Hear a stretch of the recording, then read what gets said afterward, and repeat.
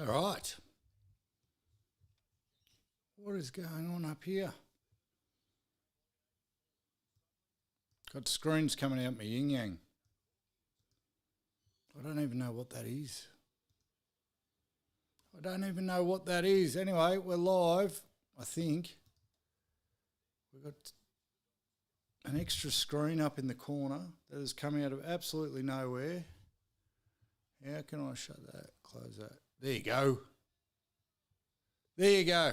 Well, what a fucking debacle to start that was. Seshers and Seshettes. Who am I kidding? There's no chicks watching this. How is everybody on King Foz's birthday weekend? Don't know if it is his birthday, but he is the king. That's the only king I celebrate. All hail to King Foz. How's everyone's weekend been? It's been long. It's been a long one. Does anyone else feel not rested? I don't feel rested. I feel more tired than if I'd had no weekend. Don't know. But anyway, big show, heaps to talk about. We could be watching the worst game of football that God ever put breath into. Dogs and the Eels, and by virtue of them both being absolutely rubbish probably means that it's going to be a cracker. Chat is live as always. You can see a couple of people in there. Jump in, say g'day, let me know the chat's working. Any of the other glitches, let me know. I don't have Sesh Jr. here today to help me. As always, for the last week or anyway, brought to you by Hopper. For all your refreshing alcohol replacement drink needs, drinkhopper.com.au/the Sunday Sesh for 15% off. And all the golf content brought to you by DBG Gloves, dbggloves.com. You won't get a discount for following the sesh. They're already cheap enough. You don't need it. Tour quality gloves at a fraction of the price. What else did I have to fucking spruik? The socials. Heaps goes on during the week, guys, and I've now got 93 pages going. I reckon if we drank every time I said 93... there'd be problems. I say 93 a lot. Anyway, lots of social pages. So if you want to follow the golf stuff, it's at Sunday Sesh Golf on TikTok, Insta, and now Facebook, and I'll explain why. I bit the bullet and did Facebook shortly. Instagram is the.Sunday Sesh Pod for the podcast, and on TikTok and everywhere else, it's just at the Sunday Sesh Pod. Heaps goes on there. If you're not a big fan of socials, stay off it. But if you want to see me get torn an absolute arsehole, new arsehole every second day, then the socials is a place to see it. Steve Leary, straight in the chat. How are you, mate? Gentlemen, it's only gentle me and you at the moment. How's your weekend been, mate? And do you get today off? Or is it, I know in security you don't often get public holidays, so you're working? What's happening?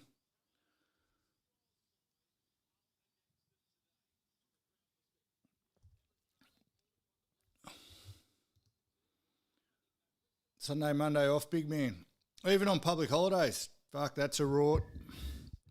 I don't reckon I ever got a public holiday while I was doing the secchi work or any hospitality work. Not a chance. No chance.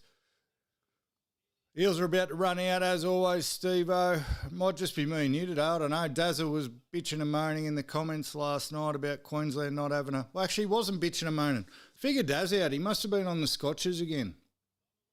Because on one hand he says Queensland doesn't get a public holiday tomorrow, and then says because we're the best state. How are you the best state if you're not celebrating King Foz? Very unpatriotic. 42-40 Dogs.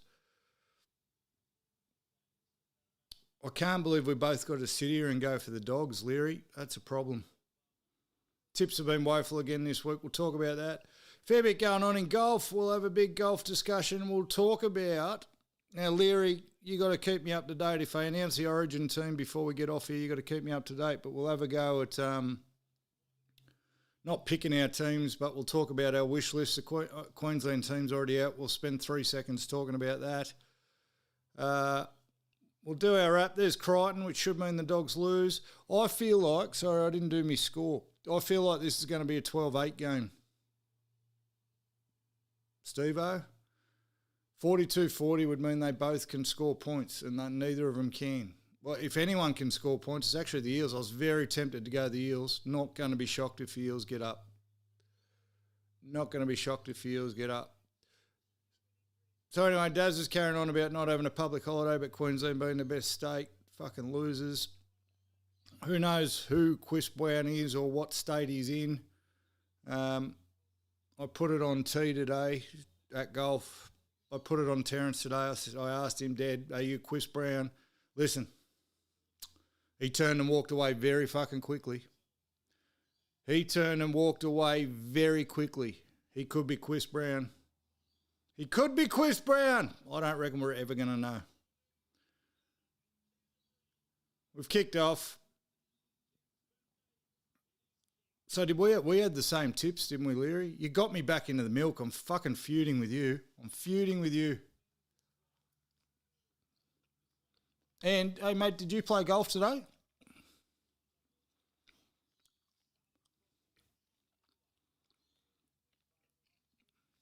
Fuck the milk. Amen. Amen. Thursday for golf. So you had a hit on Thursday. How'd the hat go? Or you're having a hit Thursday coming, this Thursday. Whoa. On the biltong again today. We're on the biltongs, but I stuffed up. I bought this biltong for golf. I didn't get through it all and then forgot to buy me chili biltong for this. So who knows? Who knows? We're going to go through the footy. We'll do our wrap as usual, but I think it was Fox Sports put out their half-yearly rankings of the teams. It was before this weekend, granted, but we're going to go through that too. I'm not real... I don't agree with all of it. Don't always agree. Can tell you, though, Steve-O, feuding hat, that's 4 rounds of golf in now. 4 rounds of golf in, hasn't got a mark on it. Slight bit of bloody sweat. Get on the feuding hats. They go good. SundaySesh.com.au to register your interest. Got burgundy and gold ones coming, Steve-O. Burgundy, going to look good. Going to look real good. No Sesh Junior today, as I mentioned, so that means at least I'll get all the biltong. Fuck, he was on fire last week, wasn't he, the big fella? Loved it. Love it. He even got on camera. For a minute. The big unit.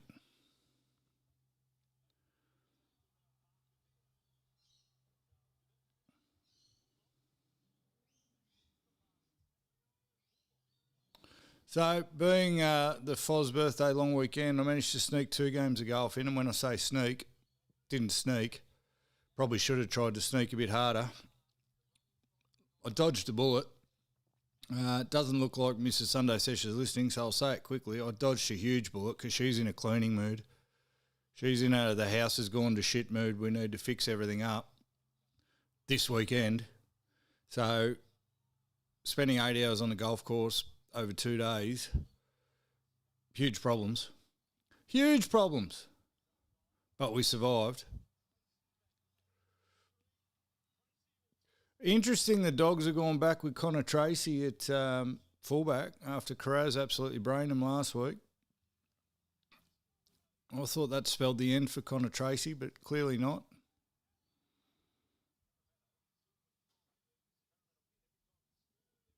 Three and a half minutes in, no score. I don't see how you get 42-40, big guy. Actually, I forgot to write that in my notes. I've actually got notes up here today. I've jinxed you hard, Steve Leary. So on the show last week, I gave Steve Leary a rap. I don't like giving other people a rap, but I gave him a rap. I said he's right a lot. You've been very fucking wrong this week, Leary. Very wrong.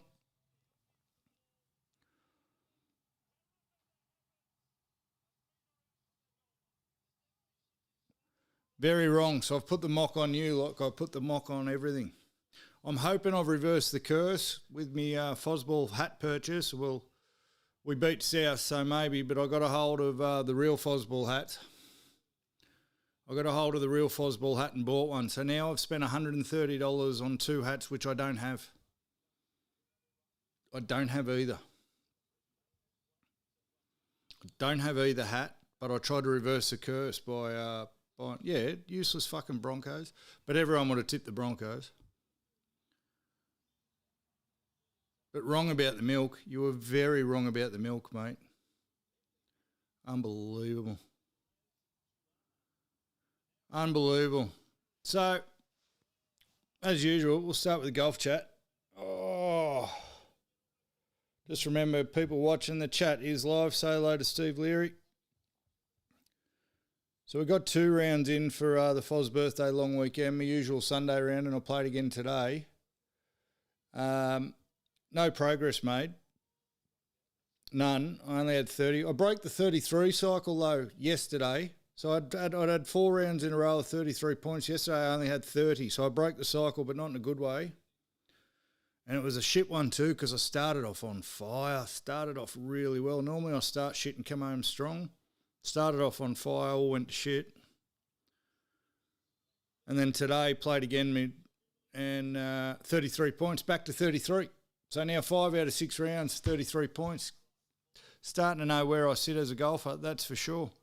And today I put down to bad luck rather than bad golf. Now, yesterday's round, here's the thing with other people giving you advice. There's a bloke who sits on here for 2 hours and tries to give people advice. I get a fucking message on Saturday night in my DMs from a guy that I see on the golf course, never play golf with, saying the guy the Brian you're playing golf with tomorrow, the biggest flog in the entire golf club. The biggest flog in the entire golf club is the bloke I'm playing golf with tomorrow, says this person. Now, 2 things. 1, random fucking message. Random message, like, do I have a stalker? He stalks my playing groups. What's going on there? 2, I've played with Brian the bus driver. I've played with Brian the bus driver, and anyone who's seen that clip or listened to this show knows Brian the bus driver takes the cake as far as being a flog and being named Brian and playing golf is concerned. So, big shoes to fill for the Brian I played with on Sunday. So we got random message, strange message to get.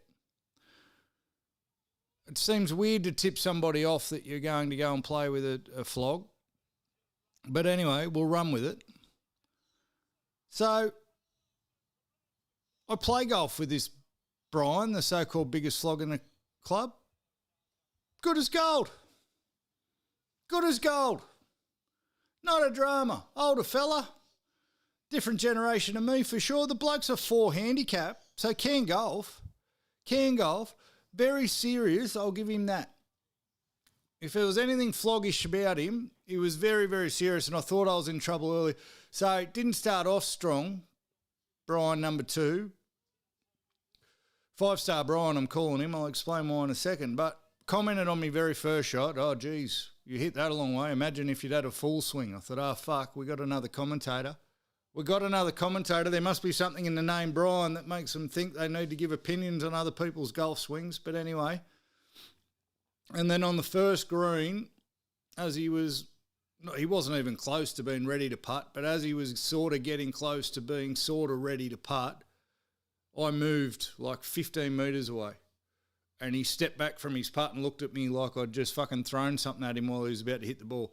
So, 1 hole down, I'm thinking, might have been a good tip. But as the day rolled on, mate, good as gold. Yes, very serious about his golf, and apparently you probably have to be to get down to 4 handicap, because I am never going to get there. It's become very apparent. I'm getting tattooed. We bonded over footy. He was an old halfback. He reckoned he'd love to have me running off his hip, running holes off him. So me and Brian, number 2. So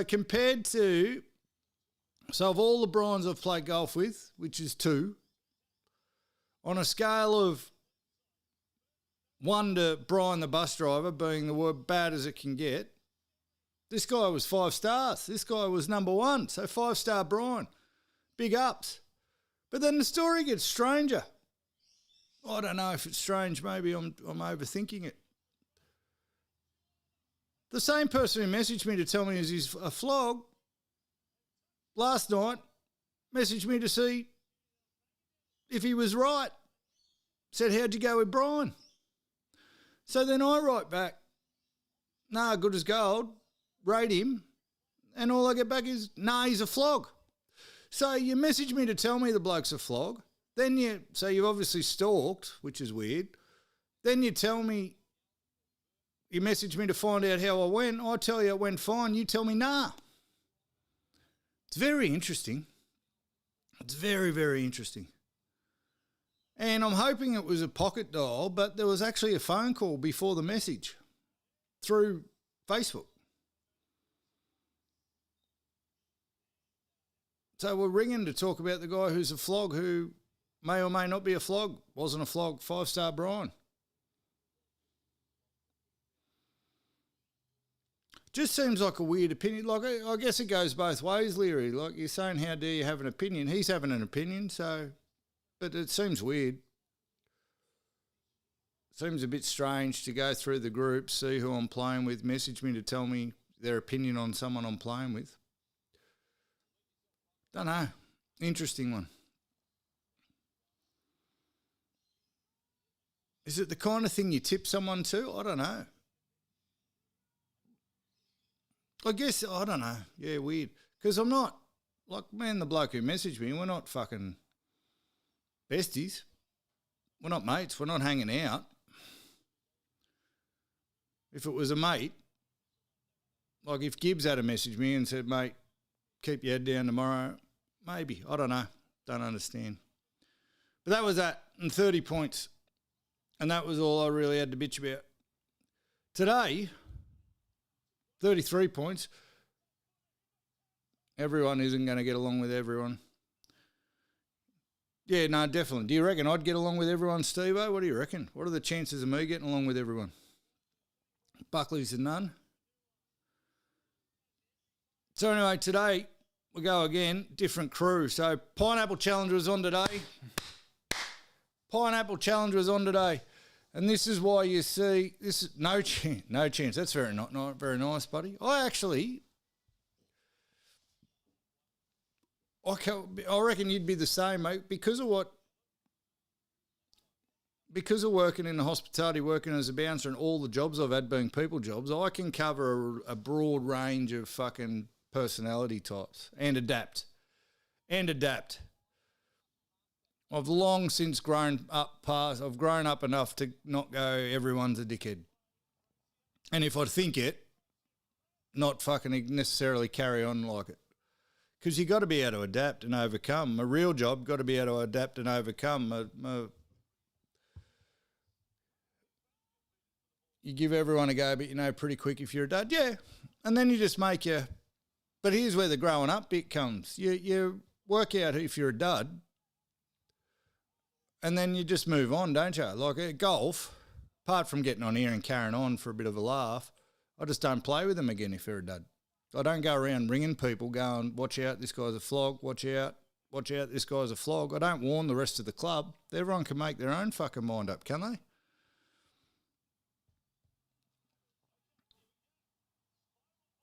Very interesting.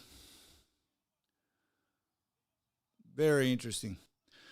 But anyway, so today, Pineapple Challenge is on, and this is why you need to be on the socials, people. I'm telling you, get on the socials because you miss all the fun during the week. Coulter, being my neighbour, who I've taken plenty of pineapples off in the past, gets a new set of clubs during the week. Two things are going to happen when you get a new set of clubs. You're either going to use that to blame the shit round you're having or about to have because it takes a while to adapt to new clubs, or you're going to carry on like a good sort and say, I got new clubs, you're dead.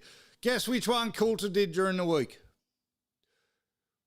You won't have to guess for long. Coulter 100% took the line of, I've got new clubs, you're dead.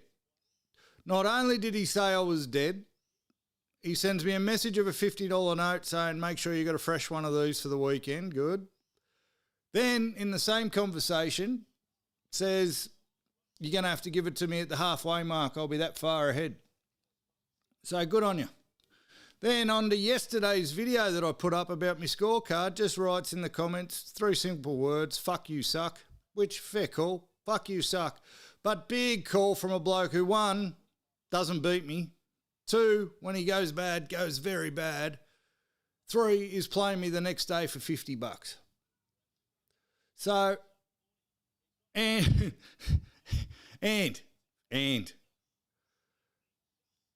he's getting a lift with me to golf in the morning. So we drive up there, all very cordial. How much do you reckon he enjoyed the fucking trip back when I flogged him? Absolutely fucking torched him. Now, to his credit, at the halfway mark, when I had to give him he said he'd have won by then, he was actually winning. He was up by 1 point at halfway. By the 10th hole, we were tied. He then didn't score a fucking point for the next 4 holes. He then went 4 holes without registering and nothing. Not a thing. Nothing. And I steamed ahead.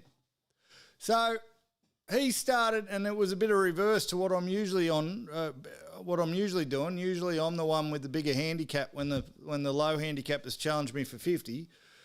Coulter's off 21. I'm off 15. But today he was off 20. So he had a 5-shot head start, which is why he was getting a bit chirpy. He had a 5-shot head start. He needed more than that because I beat him by 6. Flogged him. Pineapple challenge. Done. Dusted. So the good news is, when I go to get this fucking tattoo, it's paid for. It's paid for. It's not going to cost me a cent because the Coulters and the Grangies and anyone else who wants to take me for fucking pineapple challenge, they're going to make me rich. Forget being sponsored. I'm actually earning now. I'm actually a fucking fully fledged paid athlete. Taking pineapples off people every week. It's outstanding. And I'll reiterate what I said last week for anyone who's listening who's new to the show. You want to you're on the Central Coast or anywhere near the Central Coast, I'll drive an hour for $50. I'll drive an hour for $50. Let's go. Pineapple challenge is on. Now, the only caveats I put on it is 27 handicaps and under. I'm not fucking with no 30 handicappers who get 8 points a fucking hole. Not fucking with it. But I did say I'd never take on fucking Terrence either because he's on his way down in handicap. Fuck that, I schooled him today too. Quis Brown, if you're watching. I schooled Terrence. But here's the problem. The other boys talk it up. The thing that worries me about T, very humble man. Got that humble islander stuff about him. Humble man. Humility scares me. Humility scares me. I need people fucking talking it up because I know if they're talking it up, I can break them mentally. Much like I can be broken mentally because I fucking talk it up so much. But I look at it, it cost me $20 a week to play, $20 a round. I only worked out today, it's costing me $20 a round to play, but I spent $40 on snacks before I even get there. Snacks and drinks, $40. So there's $60 to play golf. I'm winning a pineapple most weeks. And then if I'm going all right in the comp, I'm actually winning money from the golf club. So it's been profitable business for me. Hope there's no one from the tax department listening, but it's been a very profitable business for me, taking pineapples off people at golf.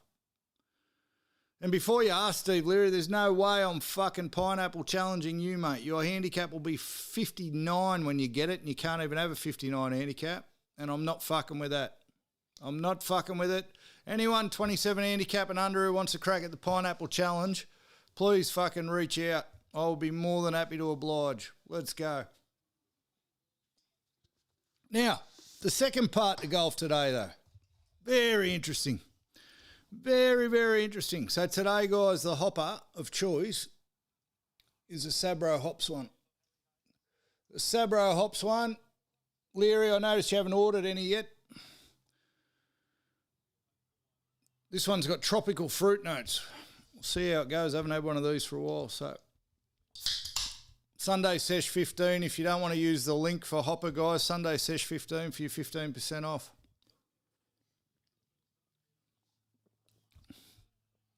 Oh, that's pretty good too. Not as good as the Citra and Amarillo one I had last week. Not as good. And I've done a review on another one during the week. I'll put it up on the socials, a review of their winter edition, which is quite good. I'll fuck with that all day. But, so, Golf Today raised another little fucking interesting herring. Feuding hat goes on because it's the book of feuds. Played golf today with a gentleman who I'd never met before, and I'll start by saying lovely guy. I'm not going to DM anyone and say he's a flog before we play. But hit every fucking tee shot with a 5-iron. Every tee shot. Didn't matter whether the hole was 500 metres long or par 3, so maybe on the par 3s he had a lower club for some of them. But didn't matter how long the hole was, par 5, par 4, fucking teeing off with an iron, which in our circles, a little bit frowned upon. You're not having a go. Essentially, you're not having a go. But who are we to judge? No harm, no foul, right? So, and in when you're struggling a bit, it's actually the smart play. So there's a couple of angles to this. But anyway, Blokes playing irons all day. Blokes friendly all day, but reasonably quiet. No fucking banter in him, none whatsoever. So I don't aim my cannons at anyone who's not pointing cannons at me. I'm very fair like that. As soon as you open your mouth and step into my world, though, it's on. It's on like fucking Donkey Kong. So he keeps his mouth shut all day. Pleasure to be around. Till we get to the 17th green. Until we get to the 17th green. And I'd missed a few putts today, and I missed a few putts yesterday. That's why my scores are where they are. I'm missing putts. One of the key learnings I've taken out of the last 2 days is putt the fucking ball at the hole, Cameron. Putt the fucking ball at the hole. I keep going, that's going to move a little bit to the left, so I aim a little bit right. Blast it straight past the hole. I hit the fucking ball too hard to be playing for break on fucking 2-metre putts. I'm an idiot. But anyway. Chris Brown is here. Chris Brown is here. Just finished talking about you. So no, we get to the 17th green. I've missed a few putts. Out of nowhere. Out of absolutely nowhere, iron off the tee boy says, oh, mate, can't wait for you to miss this one as well. I'm 2 feet from the hole. Sorry, I should fucking clarify. I'm 2 feet from the hole. I've played a beautiful shot to get there. Iron off the tee boy says, out of nowhere, been quiet all day. Can't wait for you to miss this one as well. Where the fuck have you been all day? That's question number 1. 2, you can't fucking come at me, mate. You cannot come at me when you've been hitting a 5-iron off the tee all day. When you've been wearing a skirt all day, when you've been playing golf in a 2-2 all day, no one said anything. No one said anything. We let him go. Don't you fucking come at me with 1 hole to go. So it's a genius fucking move. It's a genius move because he saw how hard Coulter and I were going at the fucking banter. He shut up all day and waited till we're on the second last green to fire a fucking missile. When you've been teeing off all day with a 5-iron, you fucking girl. You fucking girl. And if he had a fucking said a single word earlier in the day, he would have been torn to shreds about it. So here's a bit I'm feuding with. Bandwagon banter. Chris Brown likes this guy. You were fucking playing golf with him today, Chris. Bandwagon banter. He's fucking he's fired a bullet when he's no chance of getting shot back. Picked his moment when there was no chance of getting shot back. What he said was very fucking accurate and very funny. Here's where I'm conflicted. Very accurate, very funny, and you're right, Quiz, picked his fucking moment brilliantly, and everyone laughed. Everyone had a good fucking laugh. You're fucking teeing off on a 500-metre hole with a 5-iron, you girl. Fuck me. Have a fucking go. But then wait till the 17th green to just give me one. Comedic timing, perfect. Bandwagon banter, though. He could have fired. He had ample opportunity all day, but he hid in the bushes. Sniper. The Sniper. Yes. What a name for him. The Sniper. He hid in the fucking bushes all day and just waited till it was safe. Even if he shot and missed, he knew there was only fucking one hole left where... Yeah, well, yeah. You got one hole left. There's no chance of me being able to come back at him. I could have sat there on the 17th green and just sprayed him for an hour about how he'd taken an iron off a tee all day. But, yeah, dogged it. I reckon it's a fucking pussy move. It's not a low blow. Hey, listen, we're all about the banter. All about the banter. Coulter had some great shit today, and I had some great shit for Coulter. But you can't fucking... I don't know, what's the equivalent? It's a fucking sniper. The soldiers have been at war all day, and he's just been sitting and waiting for his moment. And the fucking hero shoots from 5 kilometres away where he's no chance of getting shot back. Unfucking believable. Unbelievable. So I'm feuding with that. You either have a crack or you don't have a crack. You don't fucking wait till the end. And, never played with him before, never met the guy before. So come out and have that kind of shot for a bloke who you're not boys with, like we are not boys, never met you before, mate. And you're not, if you're a bloke who's hitting an iron off a tee, I can guarantee you, not having a beer with people who only play an iron off a tee, not that I drink, not having a non-alcoholic drink with anyone who fucking only hits an iron off a tee. Same could be said for a bloke who doesn't drink, but we all know I'm not fucking wearing the same dress as old mate. Unfucking believable. Also feuding again with people. So one of the reasons I didn't break 33 today was because some fuckwit didn't rake the bunker after he'd taken a shot out of it again.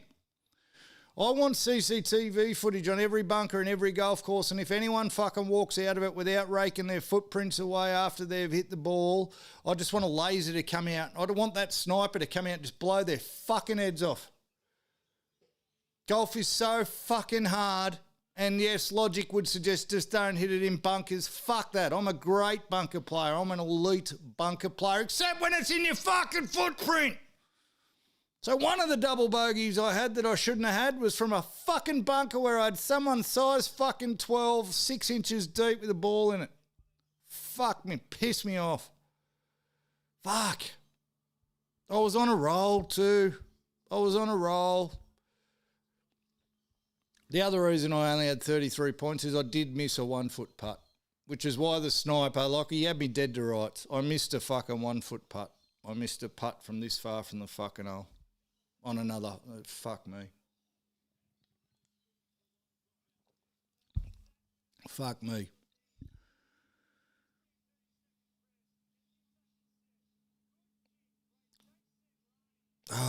Yeah, fucking annoyed me. But anyway. Old mate Iron off the tee said he was going to Quinda Waters straight after. He's a 24 handicapper, fucking mind you too. 24 handicapper. He's going to Quinda Waters after our round. He's never played Quinda Waters before. He said, I've heard there's a bit of water. You're not fucking getting around there with your 5-iron, cunt. You're not getting around Quinda Waters with your 5-iron. No chance. And take about 63 balls. If you've never, he's doing it for... very interesting. Doing it as reconnaissance because next week he's got a social club game at Quinda Waters and he wants to be ahead of the pack by actually sussing out the course. Fuck me. With a 5-iron at Quinda, you will have 326. The last time, to put it into context, Leary and Quest, the last time I fucking played there, I had 123. I haven't hit over 90 for fucking... I don't know how long. And last time I played Quinda, 123. Wasn't taking a 5-iron off the fucking tee. I can tell you that. It's a proper golf course. So revenge will be sweet. Revenge will be sweet. Now, interesting a note while we're on the air. Tell him to take a sleeping bag. Interesting note while we're on the air because speaking of Pineapple Challenge... It's kicked off in fucking Facebook. It's kicked off in Facebook. We got Grange and Gibbs. They know I can read. I don't reckon he has enough handicap. When was the last time he had 36 points? Wow. So Grangey's called me out again for another fucking pineapple all day, mate. You melted. You melted like butter. You fucking chocolate soldier. You had a 4-shot lead and you melted. Grangey, I hope you listen to this. You fucking melted. Let's go. I will take pineapples all day. Pineapples all day. Keep the fucking money for your kids' fucking education, son. Stop giving it to me. And Gibbs is in there. So I've got two blokes who have never beaten me on Facebook having a good old chat in the comments. You've never beaten me, boys. Not once, never. And Granger, you melted. That's worse than what Gibbs does. Gibbs just plays fucking horrible the entire time. He never gets in front to melt. You melted, son. You melted.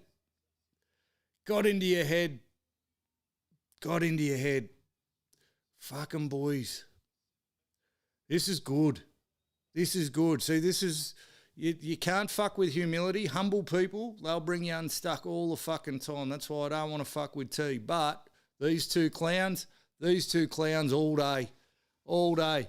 I'll bet Steve Leary's house on it. I'll bet Steve Leary's house. When are you going to beat me, boys? When are you going to beat me? The answer is never. The answer is absolutely never. I tell you, where's your 42-40 fucking Steve Leary? It's 0-0 after half an hour.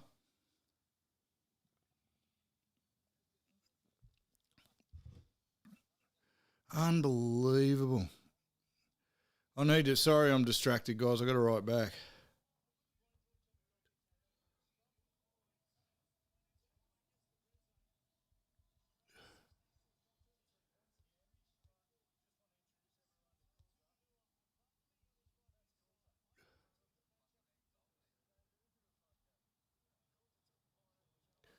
There you go. Watching two blokes who've never beat me have a good old powwow in the comments is fun. All right, we're back. Oh, mate, it's very hard, Stephen. Very hard. You can't fucking convey sarcasm in text, mate. Come on. You were serious. You were serious. You're just trying to backtrack because you were so wrong. Here's the last thing about golf. Tell me if this is a good idea, gentlemen. I've had an idea during the week. If Gibbs would pick up the fucking phone instead of commenting, he might know about it. Here's my idea. The Sunday slices. Everyone on never backtracked. No, well, now you're trying to say it was sarcasm because you know it's 0-0 at half time. It was 40. Your claim was 42-40. Check up in the comments. Quest, look up in the comments. He said 42-40.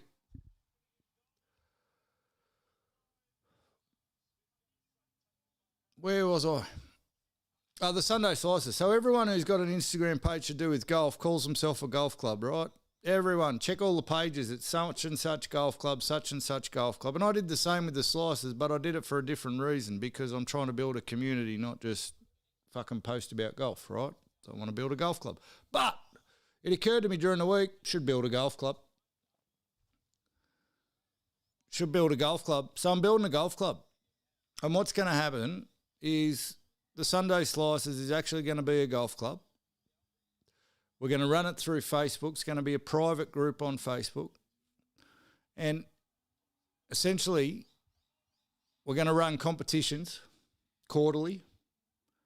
And all it is, you go about your day, so nationwide. We're going fucking Australia-wide. Queenslanders start on negative 10 points. But anyone with a handicap, all they got to do is let us know their golf link number. And we do it in 12-week blocks, so for every 12 weeks. And I just check the scores every week, and whoever has the highest score wins, and we'll have, I don't know, top 5 get points, and we just keep a leaderboard. We keep a leaderboard. So, like, I don't know, if there's fucking 20 members, top 5 get points, and we'll expand it as we go. And the leaderboard goes for 12 weeks, and at the end of 12 weeks, prizes. The end of 12 weeks, prizes. There'll 100% be a trophy. I'll shout the fucking trophy, right? And then with all the sponsors, I haven't filled any more sponsors this week, but with the 87 trillion sponsors we're about to have, there'll be fucking prizes. And it could go anywhere. So I reckon there'll be points for having the shittest round of the week. I'll be big on bonus points. Bonus points for the best sledge. I don't know. But it could go anywhere. So what we're going to have is a fucking nationwide quarterly golf fucking competition. We're a golf club. Free membership. With an asterisk. Because I found some really cool shit in China during the week. I found some really cool shit on Alibaba during the week. We're going to get ball markers made that look fucking mint, like proper coins. They look sick. So I reckon you pay $10, you get a ball marker and a membership card. What do you reckon? No money to be made, not for profit organisation. $10 membership, Sunday slices, and every week we can do a fucking video announcing the scores, good week, bad week, heaps of shit. I reckon it's great. I thought of it. See, here's the problem with me. When I get an idea in my head, that I don't sleep for 3 days thinking about the idea. And the more I thought about it, the more I thought, one, it's probably already been done because it seems like too simple a fucking idea. But here's the thing, you don't have to worry about cheats because Golf Australia is managing the handicap. It has to be for it to count, it has to be a registered score on Golf Australia on the app, which has to be a competition round. Fucking laughing. What could go wrong? What could go wrong? So stay tuned because I want it to be up and running for the 1st of July. So quarterly, for those people who can't keep score at home, is 12 weeks. So we'll do July to September. And then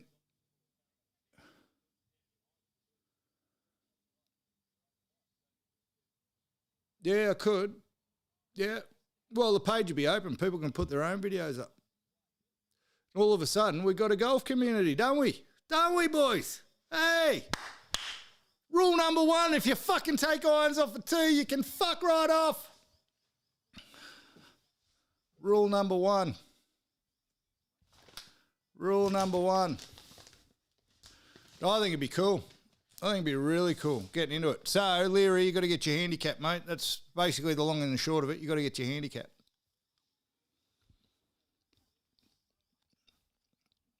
I'm trying to get a bit of help with it, but a certain someone won't pick up his fucking phone, reckons he's moving house this weekend.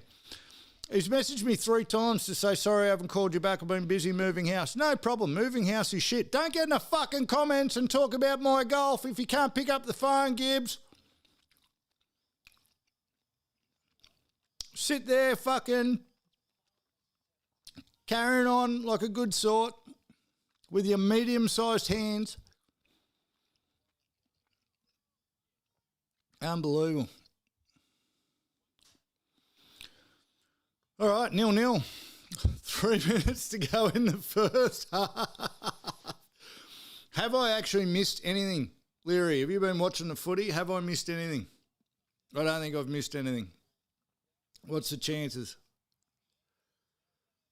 Gowan's made a break. That'll keep him in the team for the next fucking 10 years. Has Stephen Crichton done anything?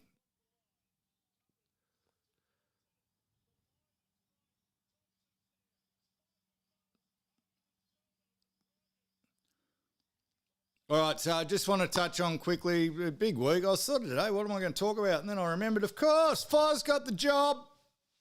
All hail King Foz, Fozanovsky. Fozanovsky. Critter and Luai frauds. Hundo, where have you been, Quiz? Quitter and Luai, 100% frauds. Best leaders off the field ever. They're supposed to lead on it. You're supposed to be a leader on the field, you fucking Pelicans. You're supposed to be a leader on it. Foz got the deal.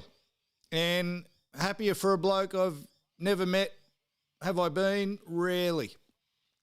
Surprised I haven't met him because they fucking get around the coast. His missus is from the coast and... Sure, we've been in the same house at some point. Actually, I used to rent a house at Terrigal. Sorry, My missus used to rent the back half of or back portion of a 10-bedroom fucking mansion at Terrigal. So it was like a 1-bedroom flat at the back of this mansion. And the guy who owned the house, big connections with the Manly crew. And there was many a fucking night where they were all back at his house, fucking turning one on, and I was on the other side of the door telling them to shut the fuck up because we had a 1-week-old baby. Fuck me.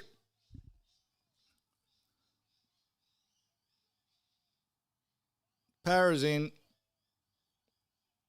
But anyway, so I spoke about it a couple of weeks ago. For Foz to get announced as a head coach, that the next step would be winning a comp. But for me, it solidifies one of the greatest comeback stories in human life that we can use to inspire our kids and inspire ourselves and inspire each other. Definitely in sport, from where that guy's been as a teenage superstar to where he ended up, which was very struggling with a gambling addiction, attempting suicide, the death of his stepson to suicide, and everything in between. The comeback that Foz has made, and to see himself now hired as an NRL head coach for the next 3 years is absolutely fucking astounding and such an inspiration. So regardless of being a Manly supporter, it's going to make it very hard to switch to the Bears next year. Really fucking happy, and long live Fozball. I hope it just keeps rolling. I hope it keeps rolling. Now, I had a conversation with a guy today who used to play in the NRL, actually Steve-O, for your beloved Knights, and his comment was, I hope Foz does well over the next 3 years because it'll make it okay for players to go straight from playing into coaching and not have to fucking do these long apprenticeships and to start churning over some of the coaches so we don't just keep repeating some of the old fellas. I was thinking about afterwards, doesn't Benji fit into that same category? Like, there was a gap. There was a gap between Benji stopping playing and Foz, and starting coaching, but nowhere, like only a year. Only a year. I said, well, Leary, here's the thing. I think it's Chris Brown, but I can't be sure. I can't be sure if it was Chris Brown, but I play golf on the regular.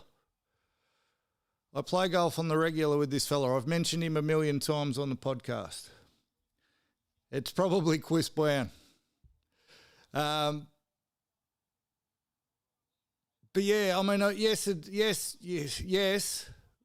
Foz would be a great example for a player being able to walk straight out and coach. And yes, I think the old crew are fucking well and truly past it. The old ideas don't fly anymore. And I was talking to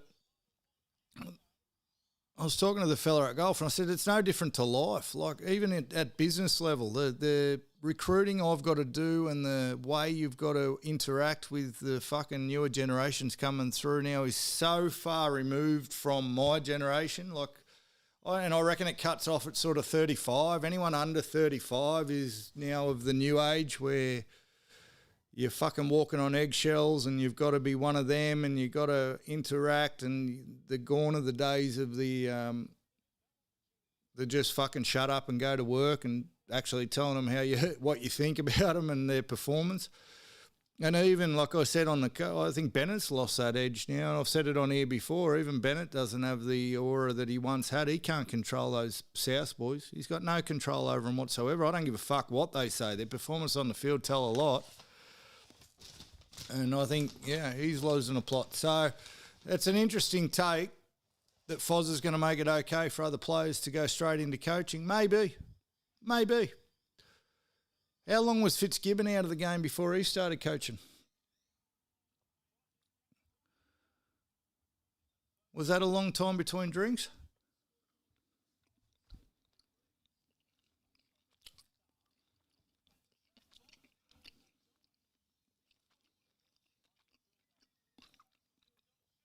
So good on Foz. Good on Fozball. They killed South. We'll talk about that shortly. And really happy for the guy. I'm not going to shout him out on here, Leary. In answer to your question, mate, I'll tell you in private. But for some reason in my head, I'm going, he probably doesn't want his, he doesn't need to be name dropped on here, I don't think. Not sure, but if he ever fucking starts taking irons off a tee, then all fucking bets are off. And if he ever fucking turns the cannons at me, he had there's a couple of times he flirted with danger today. He's a quiet one. He's a humble one. He's the one who doesn't take sides. There's a couple of times he flirted with being on Coulter's fucking team today, and if I had a thought that he'd stepped over the line far enough, mate, I won't hold back. I won't hold back, Quiz.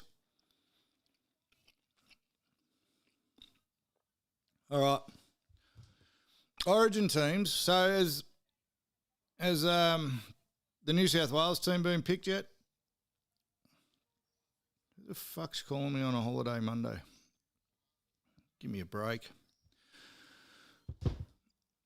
Have the Origin teams been picked yet? Yes, Quiz. Let me know if I can name and shame you, Quiz. Leary wants to know.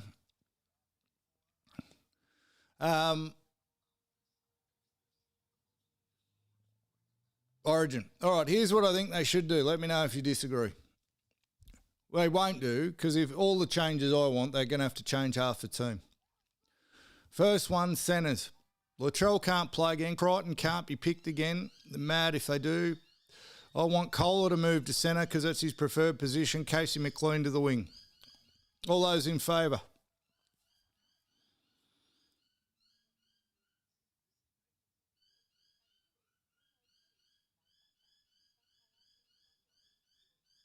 All those in favour say aye. I'll move along in case the chat's delayed. The second one, as I was very, very, very strident on last week, is Ethan Strange has to be the starting 5'8". Even more so now that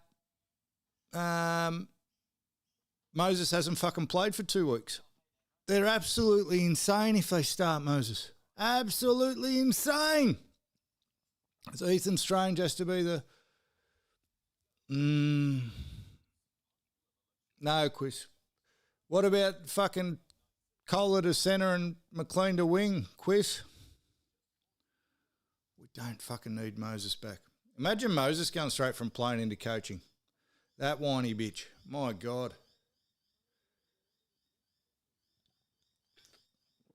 Mate, I'm pretty sure Ethan Strange was clutch last week, wouldn't you suggest? And I'm pretty sure Nathan Cleary is clutch. Do we need any more clutch, or do we need someone who can bust heads like Ethan Strange can bust heads? Oh, Gutho coaching. We'll go for that team, whatever that is. Too young. Righto, Quiz. You still haven't answered me question about fucking Casey McLean and Kohler. The next thing I want to happen, but won't happen. Well, actually, hey, I don't know whether you saw it, Leary, but Brent Reed's reporting that Dylan Lucas is going to get onto the bench. Not as 20, he's going to be on the 6-man bench. So good on Dill. He's also reporting that Jacob Safidi is going to be dropped off the bench because Payne Haas is back. He didn't say whose spot Dylan Lucas would be playing. Taking. I don't mind that at all. I want Dill in. He was in my team to begin with. What do we do in the front row? Yeah, I was going to say, Chris. Steve-o. What do we do in the front row? Because I don't think Fanua Blake or Barnett went well, but they're not going to replace the whole front row. Like if I had my way, it'd be Payne Haas and Jackson Ford, but they're not just going to switch them both out.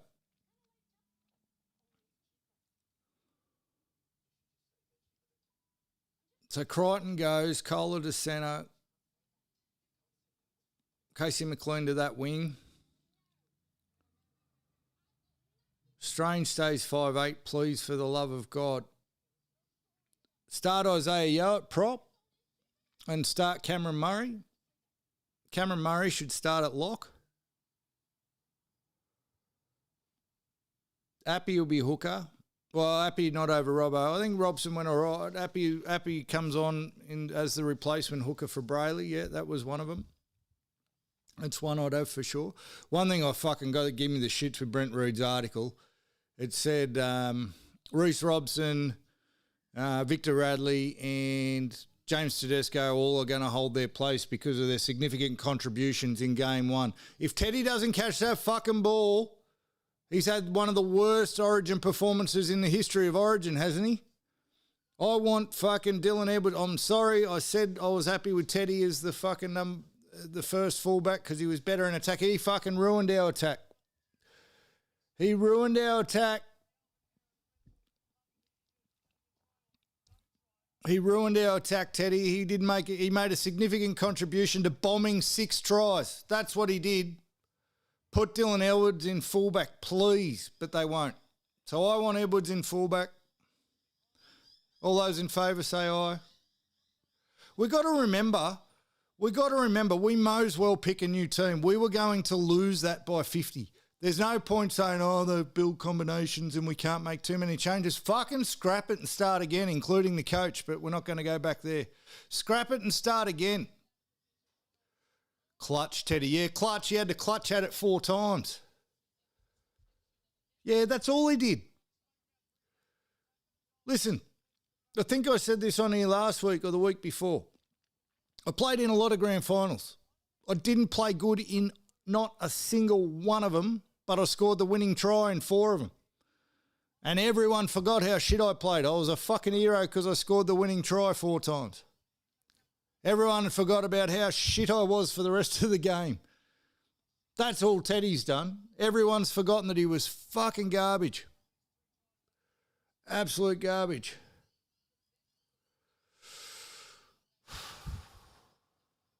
No, I'd rather Casey McLean than Marky Mark. Marky Mark's got too many errors in him. I think we made enough errors in game 1. Why would we put someone else in who's prone to errors?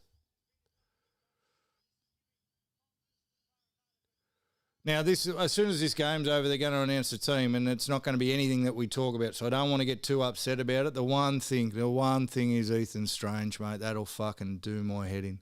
I can understand if they leave Kohler on the wing because that's where they picked him and put Casey McLean in the centres. I can understand that. I'm not going to be upset about it. I will be upset if they keep Crichton in the team. I'll be very upset if they keep Crichton in the team. Don't know what they're going to do in the fucking front row. Jackson Ford needs to be playing.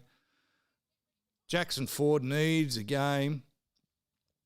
Happy should be the other hooker in, but the one that'll upset me is Strange. And so am I the only one who thinks Edwards should be the fullback?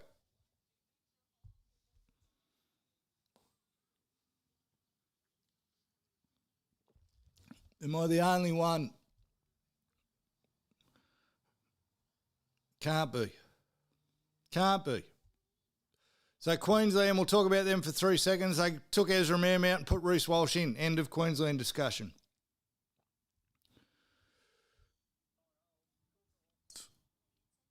Former football coach who played for Chile in his prime would ask, are you a great player if you do nothing an entire game then score the match winner? No.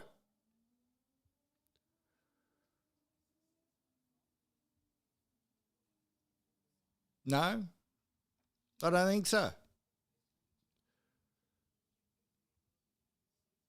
He scored a great try, but one moment of brilliance versus... So here's the thing.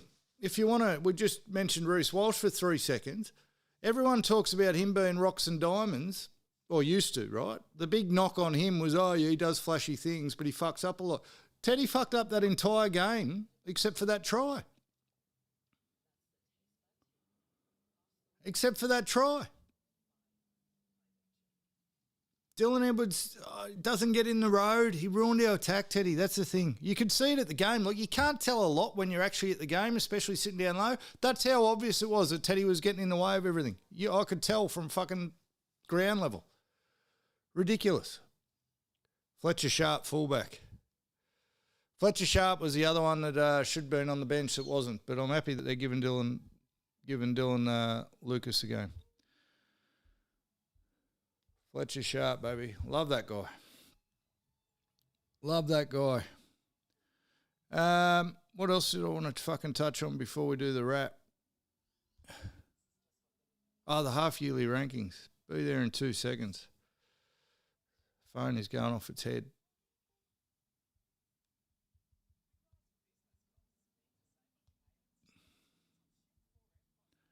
It's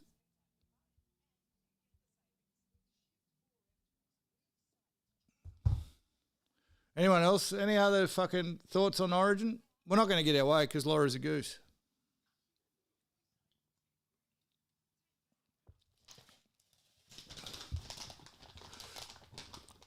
I'll tell you one thing.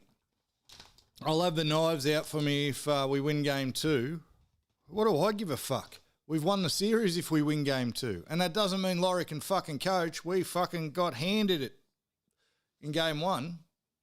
So I don't give a fuck. Come at me. But come at me with logic, please. Come at me with logic for fuck's sake.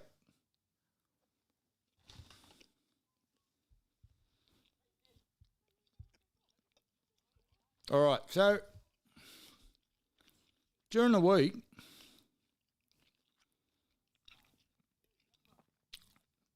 where's my photos?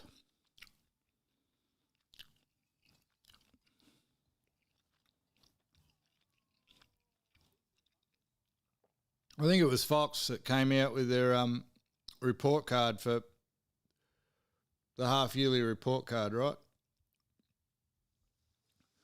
And this was before, obviously, this weekend's round. Well, let's go through it, see if we agree.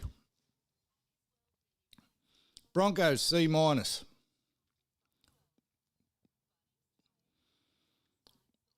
By their standards, has it been a C-? Forget this week. Hard to forget this week, but forget this week. Raiders, C-.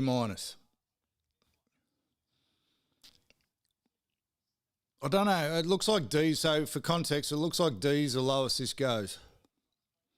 But I'm going to rewrite it. We're giving E's to certain teams. So for context, so they've gone Broncos C-, Milk C-, Dogs a D. So C- is a 15th above a D, right? There's no way the Broncos and the Raiders have been as bad as the Dogs. So there's a flaw in their rating system already. So by that logic, I'd have, because I think, when I think of how those two teams are gone, Dogs are a flat-out F at the moment. They've failed. Dogs have failed. F for Dogs. I think the Broncos and the Milk are more like a D. By their standards of where they should be, they're a D. So not much between a C- and a D, but Sharks a C. Sharks are a C. The frauds. Titans are a D. So you're putting the Titans on the same level as the Dogs. You can't. Based on their, you can't, I guess they've had similar performance, but based on where they're supposed to be, you can't have the Dogs and the Titans on the same level because the Titans are exactly where everyone thought they'd be, and the Dogs are fucking an F.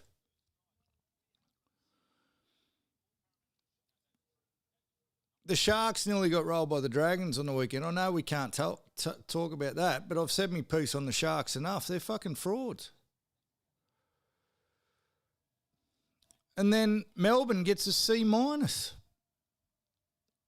are a fucking... Again, take out the weekend. We're going to talk about the weekend's game shortly, but this was before the weekend they've said this. So before this weekend's game, they've said that Melbourne was a C-. They're a D for sure. They lost 7 in a row. So Melbourne, who lost the grand final last year, lost 7 in a row, and you're giving them a C-. Give me a fucking break. Now, you'll like this, Leary. You'll like this for sure. Knights, A+. A+ from the Knights. Now, based on what I've said to bag the other teams, which is based on where they were last year and what you'd expect from them, I guess you can't argue with A+ from the Knights because they got the spoon last year. So A+.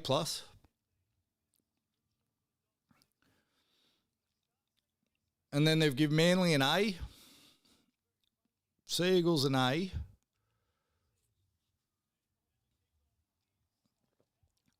Which, because A+ is as good as it gets. So I'd rather A if I was doing anything, but I'd put the Knights on an A as well. There's only one A-plus team, and that's the Panthers. Really, if Panthers are the gold standard, you can't have anyone rated the same as them.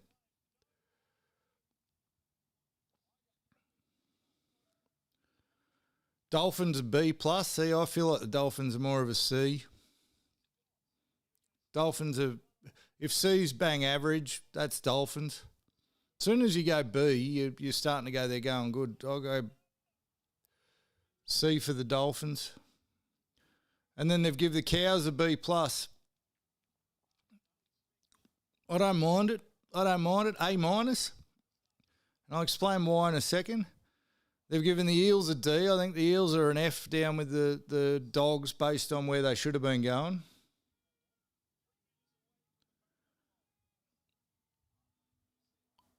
Panthers an A+. Oh, no, so the lowest is a D-. They've got the Dragons a D-. Dragons are an F. So hang on. You've got the Dogs, the Titans, the Eels, all a D. The Dragons a D-. Here's one that I couldn't wrap my head around. They've given the Rabbits a B. Are they that scared of Wayne that they've given them a B? They have not been a B. C-, D. They've been fairly average this year, South. They had a couple of good games, but they've lost a bunch in a row now.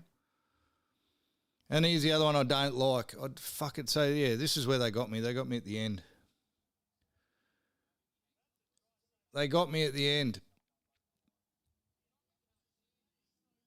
Roosters a B+.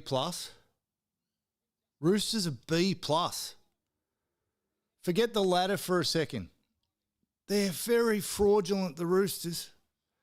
How can you rate it a B+?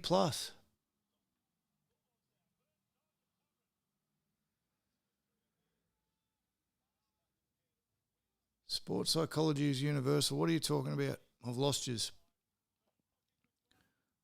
I'll give the Roosters a C. A+ for the Wars. Yeah.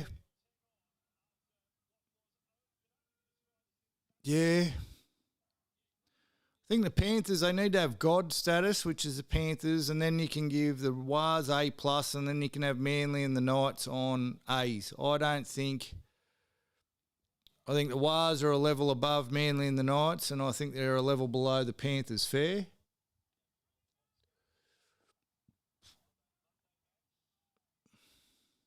Yeah, I agree with Quiz.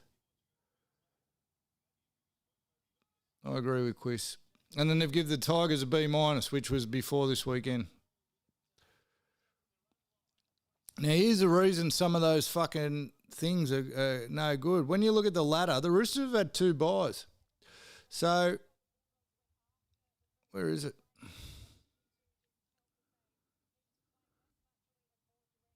Ladder.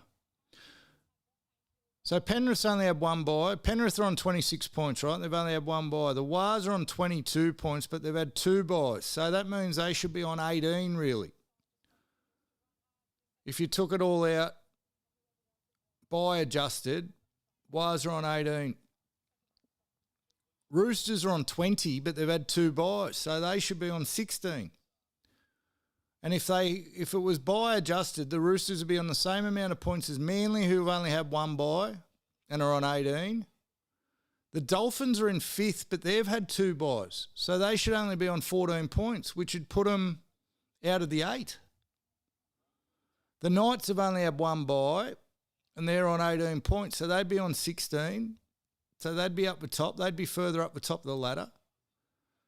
So Manly would be 3rd or 4th, and Knights would be 3rd or 4th.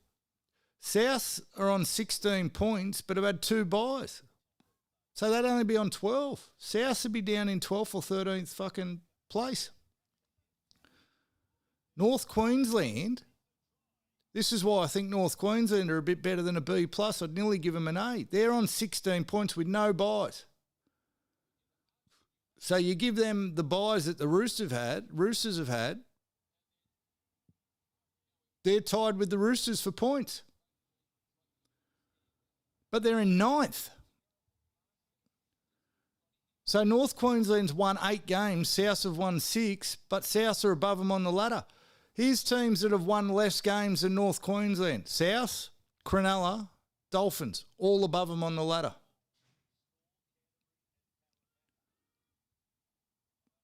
And then it shakes out pretty fair towards the end. It shakes out pretty fair towards the bottom of the table, like it's not going to make a difference. Gold Coast are on 10 points with 2 buys. So Gold Coast, in real terms, buy adjusted, Gold Coast is second last because Gold Coast have had 3 wins and 2 buys, and they're above the Dogs and Para who have had 4 wins. So there's some fraudulence in the table. Huge fraudulence in the table. And it's the teams, coincidentally, that I reckon are frauds. Just to prove my fucking point, the Roosters have had 2 buys. And you know why? And that beggars belief then that the fucking Cowboys haven't re-signed Todd Payten. Because they've won more games than South. They've won the same amount of games as Newcastle. They've won more games than Cronulla and the Dolphins. They've won the same amount of games as Manly and the Roosters. How are you not re-signing Todd Payten?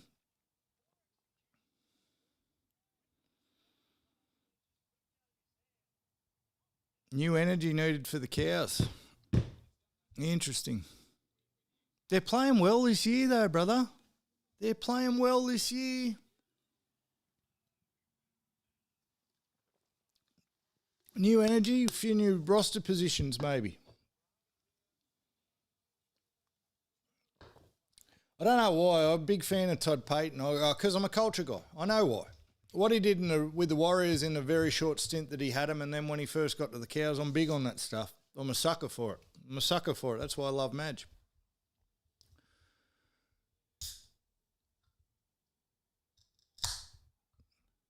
Yeah. No, I agree with you, Quiz.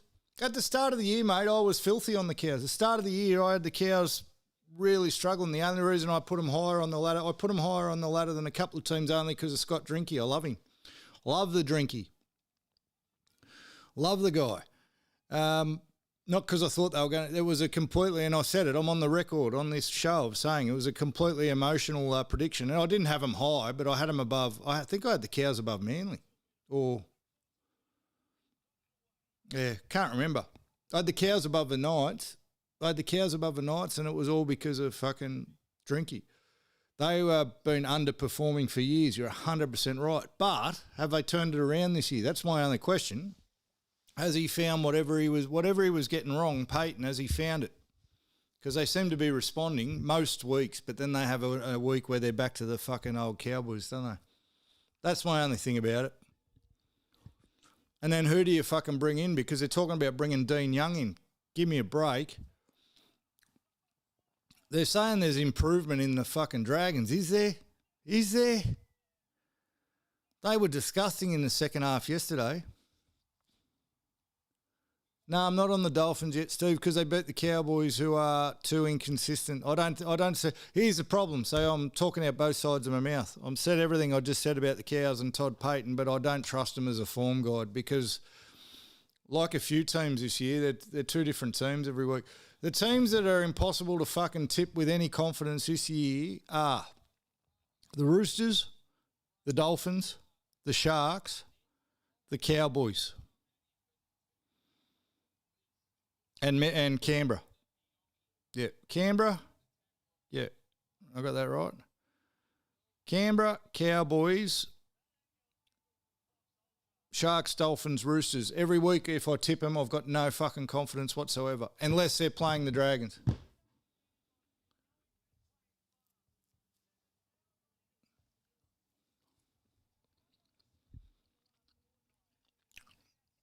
And they're the ones, you look at the shit tipping weeks and the good tipping weeks, you jag those. Like, they're all jags. You can't pick them with any fucking certainty whatsoever. Should we go into last week? We'll go into the games. So beware the buys. Beware the buy bias. That's all I'm saying. All right, Thursday night, Fozball absolutely dominated South. Dominated them. South looked like a rabble. It wasn't even close. Manly the real deal for sure. South, frauds. They got some good young players coming through South, but too many errors in them. Cody not stepping up. We've talked about it before. Fozball. I mean, what chance? There was a lot of people going, yeah, South do look fraudy. You really. This is why you got to follow the socials. The power rankings have had South in fraud section for a while now. Not all of the power rankings is a piss take. This week's fucking went off. This week's went off because I put the Dragons in the grand final. They're about a morons who think it's serious when I've got the Dragons in the grand final. It's unbelievable. But the thing with Manly was, and I guess it was a valid concern, they renamed the fucking stadium after Foz. KFC renamed himself after Foz. All this Foz shit going on. It was set up for a big letdown on it, but I thought the opposite. I just thought this place is going to be heaving. There was no chance South win. None. And we were right. South missing Latrell. South missing Latrell big time, but they got no fucking... Like, Latrell's not going to win him a comp on his own, is he? They got problems, South. They need a roster overhaul. Big time. Big time.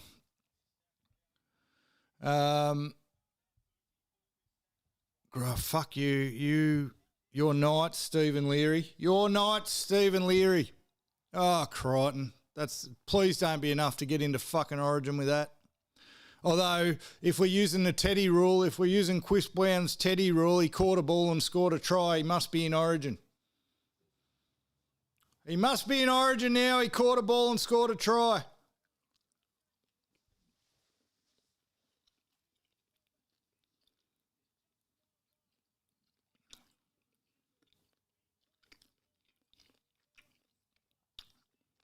So, Knights versus Storm.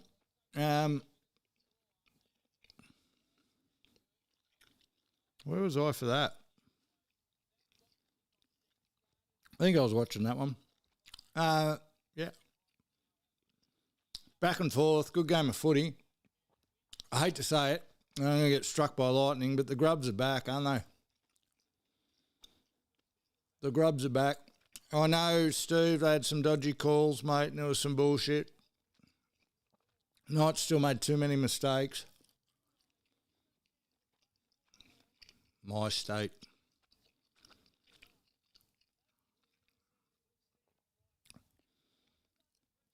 Quiz, he caught the fucking... Yes, he had to do it. He had to do it because he'd bombed 6 other tries. But the Grubs are back playing good footy.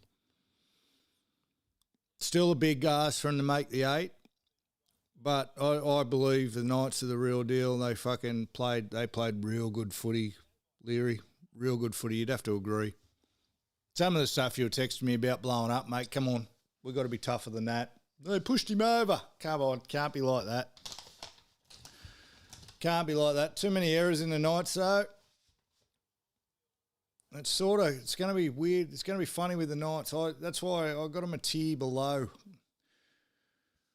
I don't have them in A+ territory. I got them, yeah. Maybe Manly shading them. Yeah, fix the errors, we good. Maybe. Quest, were you on here last week when I said Steve Leary gets a lot right? Fuck, he's got a lot wrong this week. So takeaways from that, Knights have got to fix their errors and their defence. 32 points is no good. Storm, defence is still a problem. They let 30 in, but they look good. They've been much more disciplined.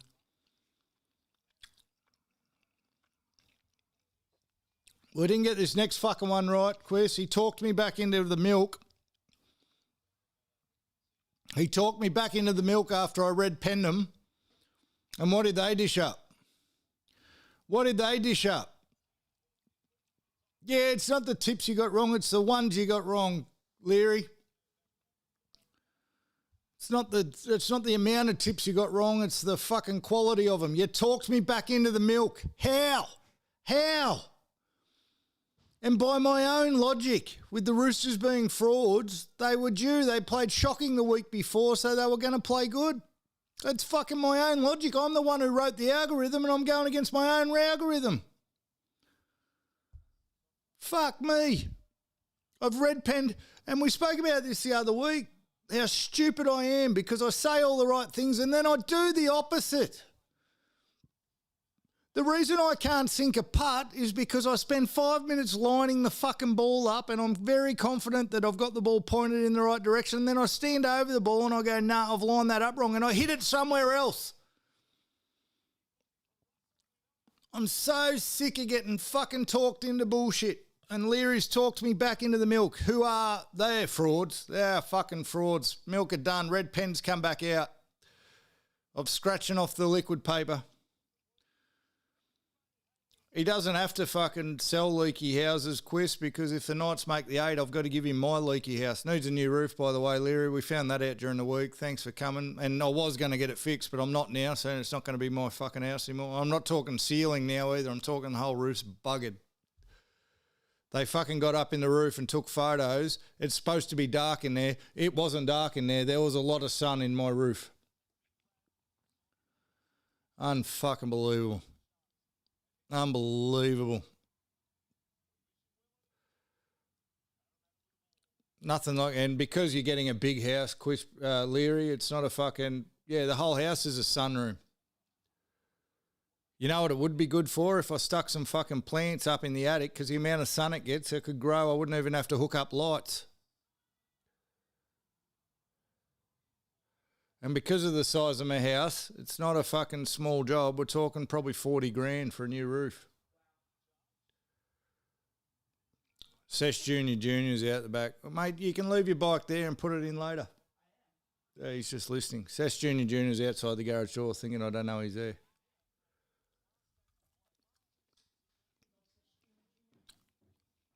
Come onto the podcast, mate.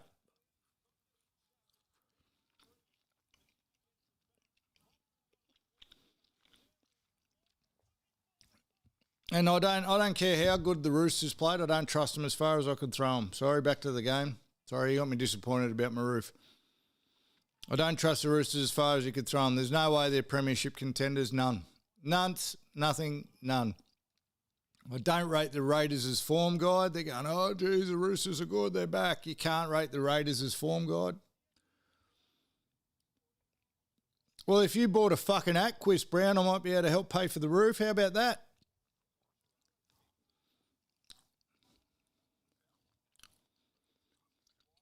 No, insurance, house insurance is the biggest fucking scam ever. Insurance only covers things happening. Like, it doesn't cover maintenance. So I even rang up about the roof. The ceiling is collapsing. Surely that's fucking covered. Nah, it's just normal wear and tear. Wear and tear, I'm pretty sure your fucking ceiling isn't supposed to fall down.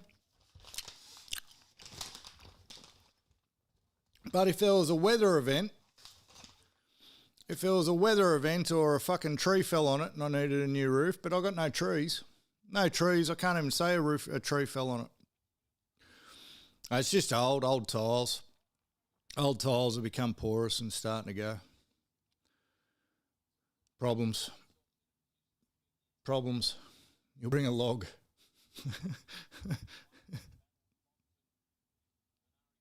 What is happening?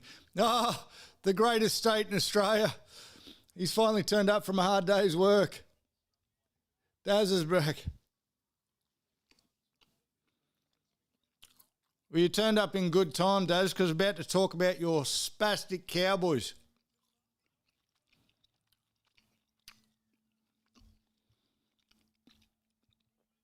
So the Milker red penned again. The Roosters are frauds. Can't trust them. Aren't going to win a comp. Cows, Dolphins. I thought this would be a lot closer than it was. So this was one that was a coin flip for me because I don't trust either of them. I didn't buy into the fact that the Cows were going to win because they were at home. Never matters for the Cows. They're not a home team. They're not a home ground specialist. Not like the Fozballs. Dolphins look good. Cowboys didn't. Cowboys had one of them weeks where they were about to sign. Every time they go, righto, it's time to sign Todd Payton, the Cowboys go, nah, we'll get done by 40. Dolphins looked all right, but I don't. Sorry, Daz, I just don't trust the form. And listen, I don't want to hear your shit because you got on here late. I've been giving the Cows a massive rap earlier. They should be much further up the ladder. They've won more games than 4 people above them on the ladder. So I'm going to talk shit about the Cowboys now, but I want fucking credit for the good words I was saying earlier. You filthy animal. How many scotches today, Daz?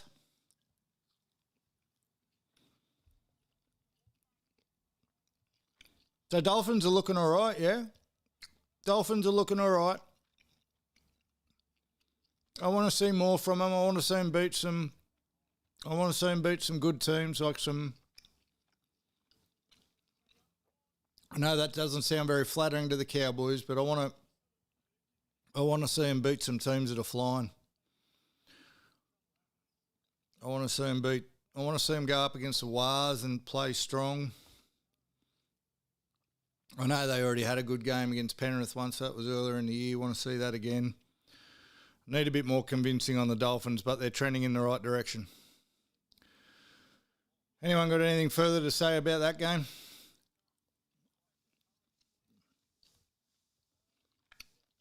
Well, if the Dolphins can beat the Warriors and the Panthers, they'll fucking win the comp. They're not beating the Panthers, though.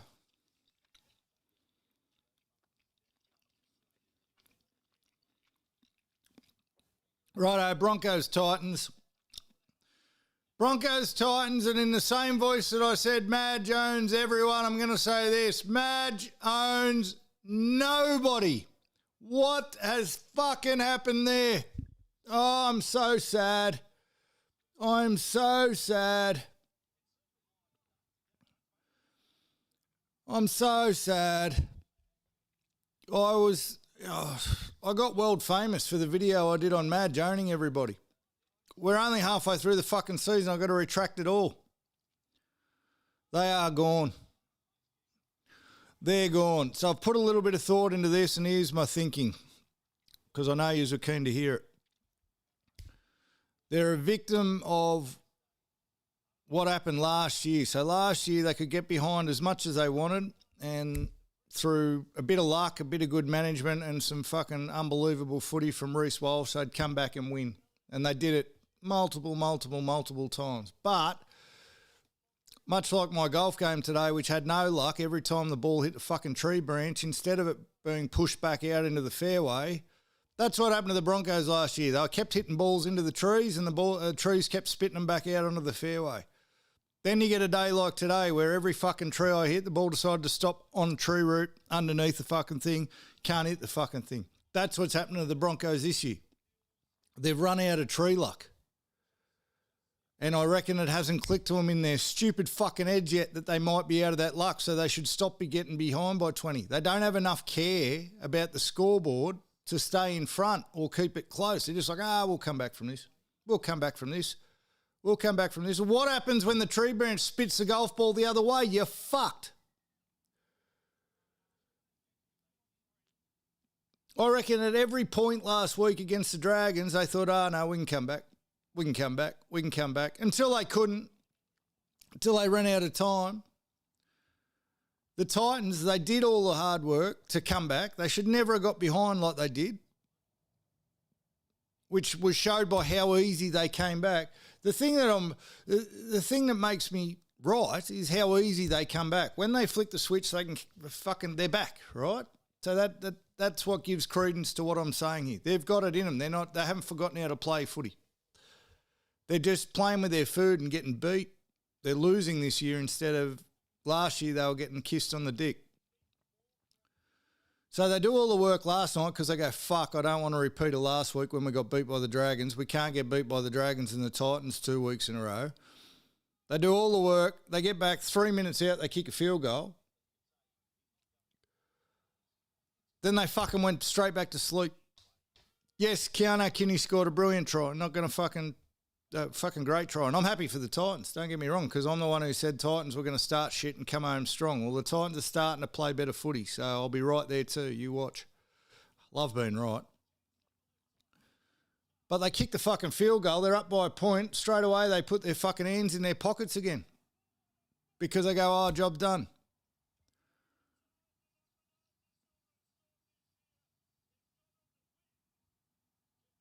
Interesting thing I come up with the other day. Not that you guys care. I did some ribs on the smoker on Saturday. And when you're doing the American ribs, you've got to, before you, part of the prep is to rip off the silver skin off the back. You've got to de-silver them. And out of nowhere, I just started going, I've got to talon the ribs. Got to talon to silver it. Talon to silver. Get it? Got it? Fucking, I was stoked with that. So from now on, I've got to talon the ribs. Nah, can't. Brisket's very overrated. Brisket is extraordinarily overrated and impossible to fucking cook well. It's the most temperamental piece of shit meat you've ever fucking seen, brisket. You get one thing wrong, it comes out raw. You know what's the best thing I've done on the smoker? I do pulled pork, they're great. My ribs are world fucking famous. Beef short ribs are where it's at. Beef shorties are the best thing to cook on a smoker. 7 hours, just fucking whack them on. I've got a special seasoning, a rub that I put on them. Hardcore Carnivore Black, for those keeping score at home, is what you put on your beef shorties, and it comes out immaculate every fucking time. But brisket can eat a dick, not a fan. When I cook it, it comes out tougher than this jerky. And it's very hard to fuck up a cook on the Traeger. It's all automatic. Can't do a brisket. So anyway, you got to tell them to silver it. Yeah, we need a barbecue rub sponsor. Price of meat, I'd go a butcher sponsorship. And the price of rubs, you know, God, they take the piss. Because smoking's become trendy now, they fucking take the piss with rubs. Costs more than a carton of beer for a fucking bottle of rub. In fact, I reckon I could go to the massage joint near my office and get a rub with a happy ending cheaper than it is for a fucking tub of barbecue rub. I'm not even exaggerating. Yeah, $30 a rub. I reckon I'll get a wristy for cheaper than that. For sure. For sure.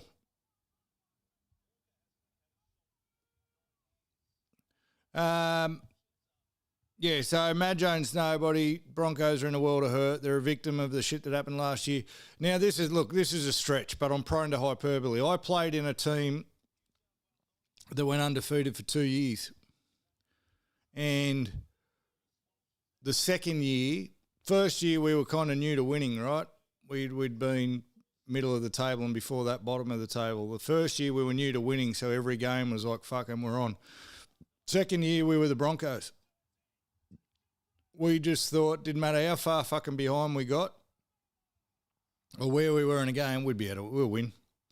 And it was our fitness, where we were fittest team by a fucking country mile. So it didn't matter if a team got 20 points in front of us or 30 points in front of us, which did rarely happen, but comebacks were on. So the first year we went undefeated, we smashed everyone, absolutely kicked everyone's teeth in. The second year, all the games were close because we're just like, we can do this whenever we feel like it. That's what the Broncos are doing, but they're losing that coin flip now. They're losing the coin flip. Titans improving. Titans are improving. I reckon I'm going to be right about the Titans. They're going to do fucking... That was good defence by the Dogs, wasn't it? That was great defence by the Dogs. Well, this has certainly tightened up. The footy.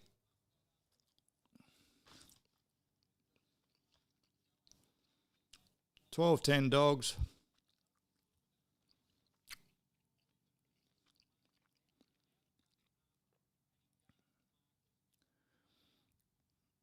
So Titans on the comeback.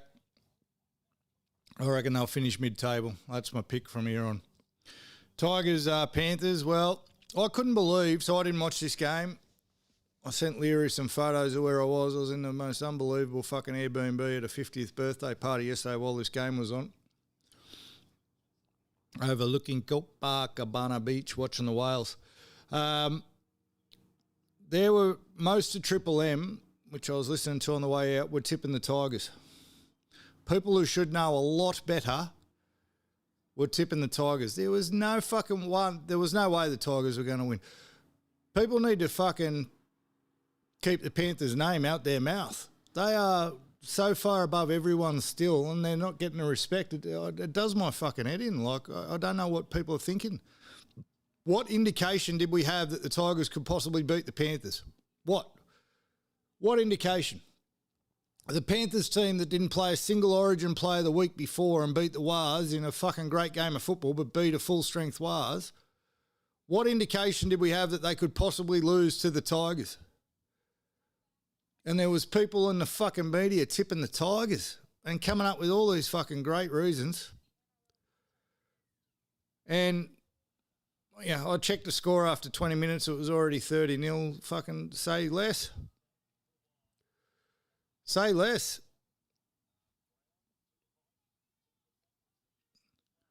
And, like, you know, Leary put in the comments earlier that PNG will be asking for their money back for Luai. He'll sell jerseys so they won't, but it fucking... The team have got Appy and the team have got Buller, and apart from that, if they're not... Yeah, they're not enough to overcome the Panthers.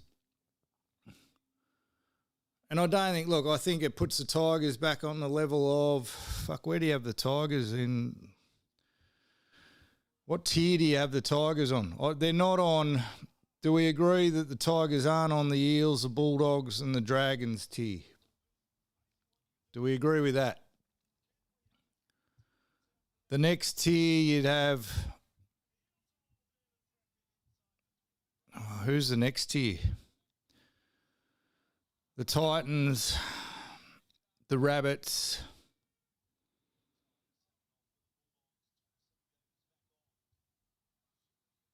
the Titans, the Rabbits, the Tigers, are they all in the same fucking...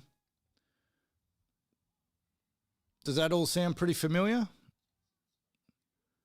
Because then the Grubs are back in form, so then I'd have Melbourne, Cronulla, Roosters, Cowboys, Dolphins. Like, that's a big tier, that middle tier. Raiders tier? Yeah, that's fair. Yeah, so I'd go, Raiders, Titans, Tigers, South. Raiders, Tigers, Titans, South, all on the same level.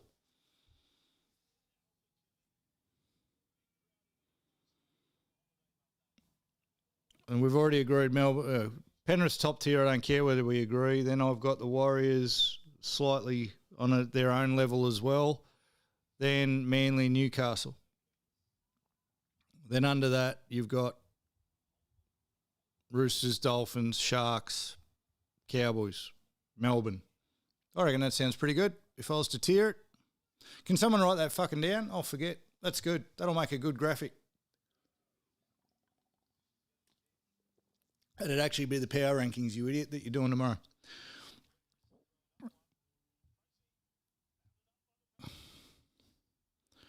Sharks 34, Dragons 12. I think the Sharks forgot in the first half that they beat up on bad teams.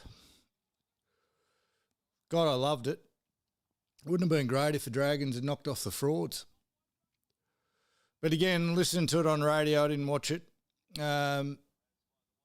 Everyone talking about how big an improvement the Dragons have made and this and that in the first half, and then the very same people in the second half were saying that they hadn't seen any improvement at all. So make up your fucking mind.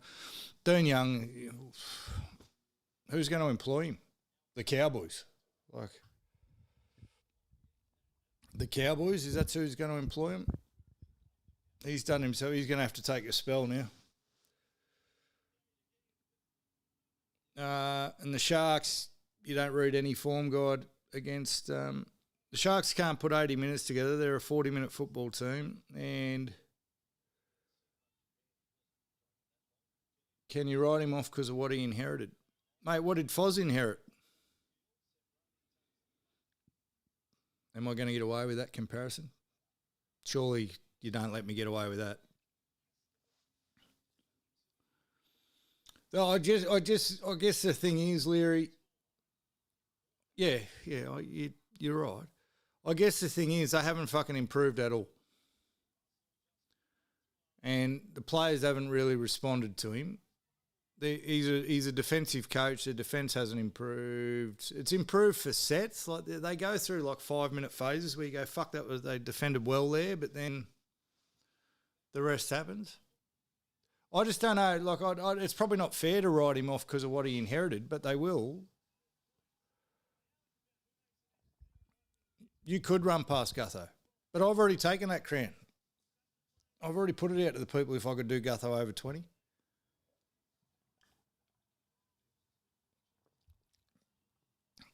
I don't know. It's just a tough call for a club to justify to their fans now hiring Dean Young.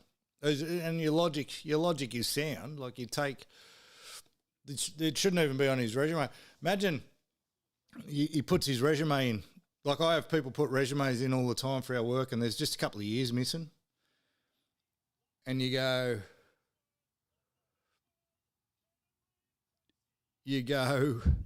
well, what happened there? So you're either in jail or there's a job you don't want me knowing about.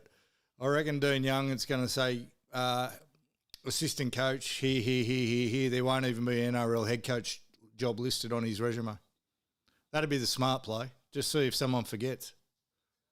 I'd fucking forget. I'd be no good. I don't know who coaches the Dragons. Who cares? What's Brad Arthur doing? Won't be Michael Innes.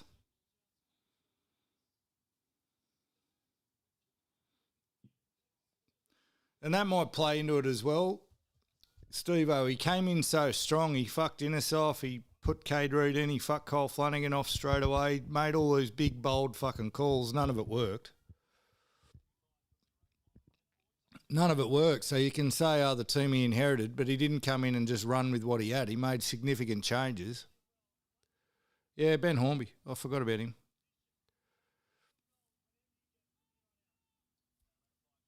Ben Hornby. But then who coaches the Cows? You still there, Daz? Who's going to coach the Cowboys?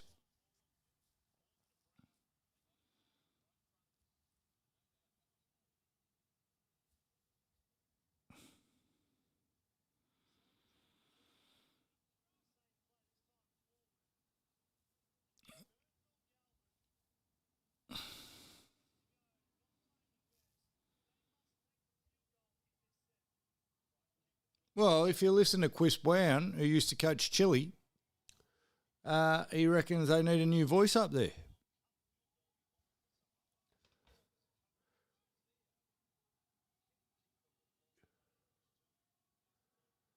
Tough to change your losing spirit into the psyche of a team. Yeah, you're talking about the Dragons or the Cowboys now? Quiz? 100%. Yeah, 100%. He was on a hiding to nothing. If you're talking about the Dragons now, Quiz, 100%. No coach could have made any fucking difference. Yeah. 100. I'm not saying it should be a fucking blemish on his record. I'm just saying that the fucking optics aren't good. The optics aren't good, and it's a tough sell. But we fucking went back to Laurie Daly as a coach in Origin, and that's the toughest sell ever. That's the toughest sell ever, to go look at Laurie Daly's Origin record and go, you know who I reckon should coach us? Laurie Daly. So fucking what am I talking about? I take back everything I just said. Dean Young's fine. And if he's not, he should just use that. He should just go, right, in the fucking, much in the mould of Laurie Daly, with one of the greatest Origin coaches ever. They went fucking back to him. Someone ever says to Dean Young in an interview, why should we hire you with your record? They should just go, Laurie Daly. Laurie Daly. A two-word answer. And then someone says, oh, we need you to elaborate. Just go, Laurie Daly. You can never get not fucking hired again for past form. You can never not get hired again for past form by using the Laurie Daly excuse. Laurie Chestnut Checkers Daly. Fuck me. You're going to get me fucking angry again, Quiz. So, yeah, I take back everything I just said. Dean Young has to get another job because Laurie Daly's still employed. There you go. Case closed, Your Honour. No, Desi's... I think Des has been past it for quite a while. You can't go back to Des. No way, mate. And then, yeah, He's pulled the same scam twice, at least twice. He's got, 3 times. Paid out by the Bulldogs, paid out by Manly, paid out by the Titans. Surely another club's not going to fall for the same fucking trick. Surely another club doesn't fall for the same trick. Going back to Des Hasler. He's been paid out. He sued too. He sued the Dogs. He sued Manly. I was shocked he got the Titans job just because of that. Again, if on your resume it says I've sued the fucking last 2 clubs I've been at for unfair dismissal, I'm not fucking putting my hand up to employ him. It's not the first thing I go, oh, you know what? Yeah, he won a premiership fucking 15 years ago. So we'll just overlook the fact that he sued the last 2 people for unfair dismissal.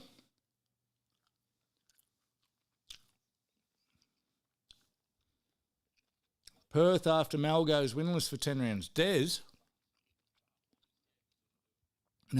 done. Desi's got to be done.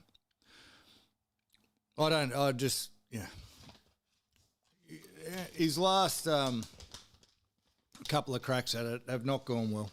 Too past it. We need fresh blood.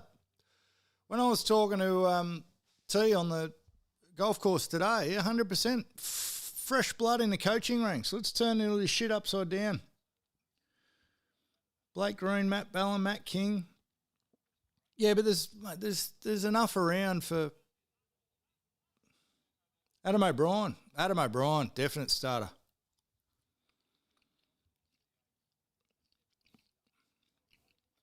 Jason Taylor, what's he doing? Jason Taylor was a good coach. He got raw dog. Jason Taylor, he got fucked.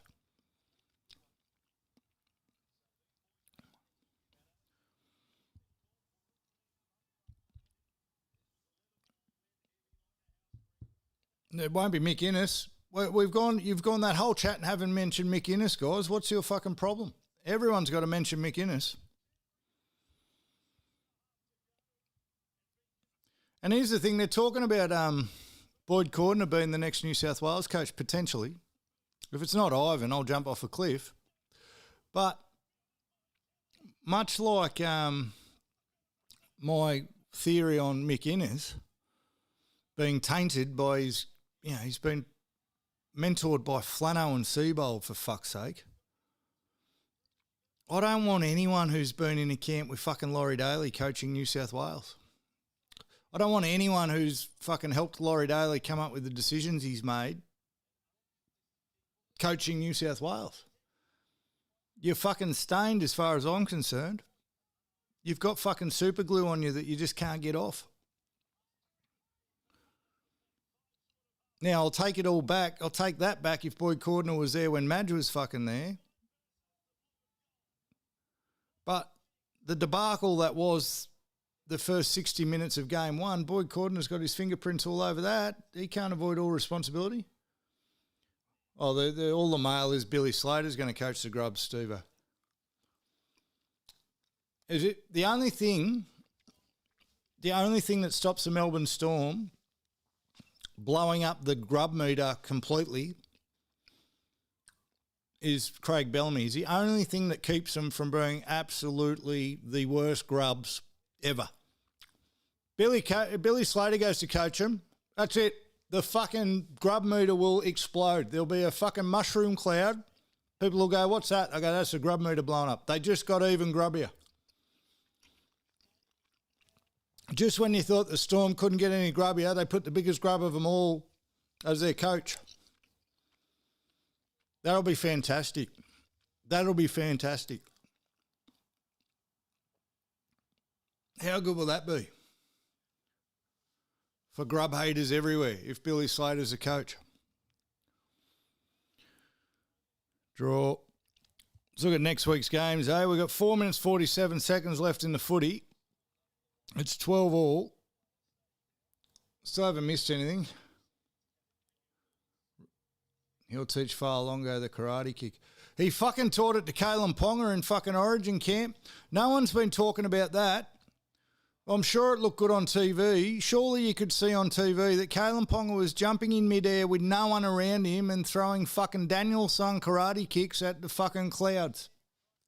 No one's mentioned it. He nearly knocked himself out 3 times. It looked very funny live. It looked very, very funny live. But he was dead set fucking karate kicking thin air, and no one could run near him. You can't run near him when he's doing that shit. You would be Cobra Kai, Leary. I'm Miyagi-Do. Good on you, Ponga. It was fucking very funny live. He was falling from a great height in perfect technique to kick someone in the throat. You can't do it. All right, next week's games. Rabbits, Broncos. Oh, fuck me. Rabbits are $1.44.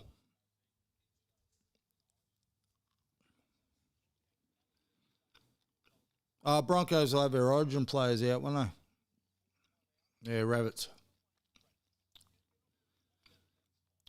Rabbits by 7. Dolphins, Roosters.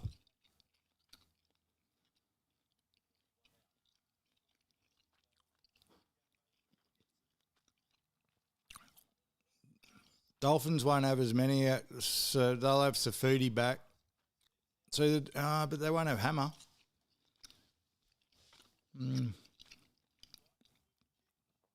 It's in Redcliffe.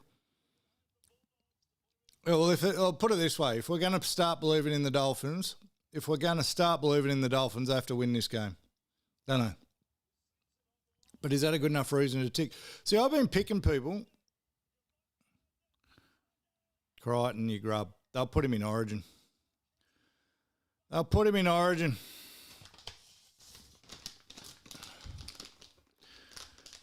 been picking teams based on they should win. I said I tip the Knights because I go, if they're going to be the real deal, they need to beat the Knights. That doesn't mean they are going to win, you idiot. God, I do some stupid things. I'm going to go the Dolphins. After all that. Waz Sharks. Come on, Waz. Waz in New Zealand. Waz are $1.30. Sharks are $3.25. I wouldn't have thought the Sharks were that long odds.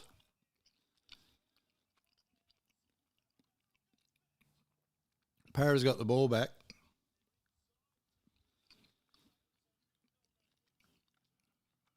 I'm refusing to talk about the next game. What am I going to do there? Eels milk.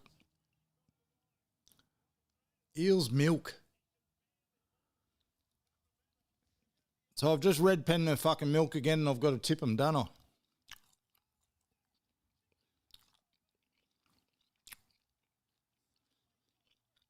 Leary's gone the Eels. What the?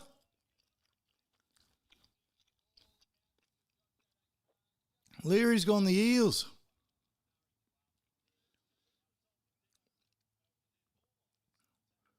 Milk. Yeah, no, but last time they didn't have them, they beat... who'd they touch up 2 weeks ago? I'll tell you.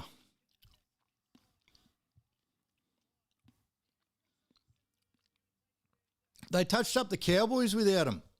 So last time the Origin players were out, remember that game? Milk cows. Milk smashed them. They look fucking red hot. Fuck.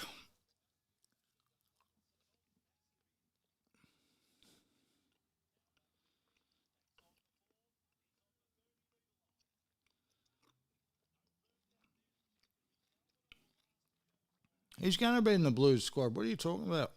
I'm going to go to milk again. I'm going to blow up about it, but I'm going to milk.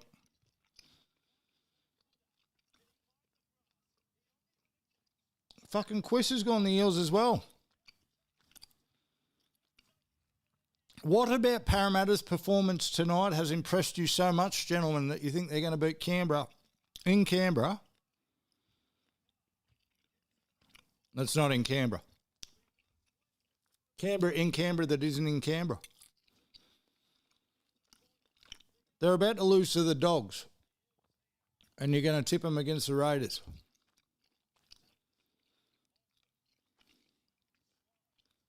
Don't understand your logic, lads. Tigers, Titans. Oh.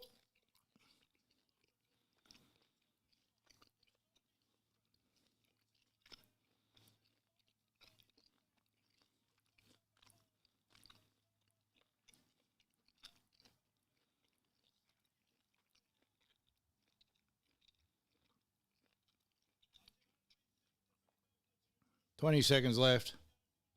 Yeah, I think I'm with you. Titans, Tigers. So they won't have Appy.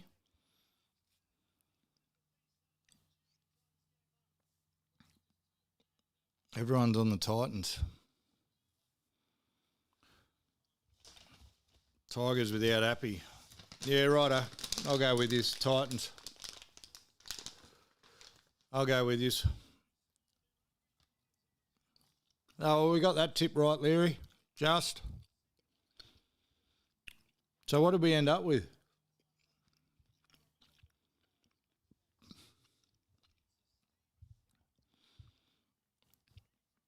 I got Foz right. Dolphins right. Panthers right. Sharks right. Dogs right. Is that 5? 5.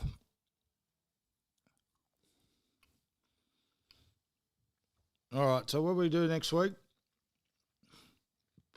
Short round.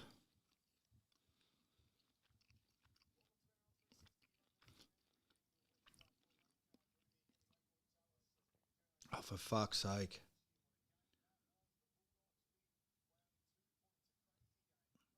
Fat fingers. Rabbits over the Broncos, Dolphins over the Roosters, Wars over the Sharks. I'm going Milk over the Eels, but you guys are going Eels over the Milk. And then we've all going Titans over the Tigers. I might go against you there too yet. I know they just lost 68-0, but I don't know. Well, no happy. Yeah, righto, Titans. No, I'm with this. All right, very good. All right, guys, well, I think that's about it. That's about it. Got work tomorrow. Got to go and pretend to fucking do something. Hope you guys have a great week. Stay safe. And I will see you next Sunday. Don't forget to follow the socials, guys, at the Sunday Sesh Pod on most of them, at the Sunday Sesh Pod on Insta. Hopper, drinkhopper.com.au/Sunday Sesh for your 15% off. Buy some golf clubs. Support the people who support the Sesh.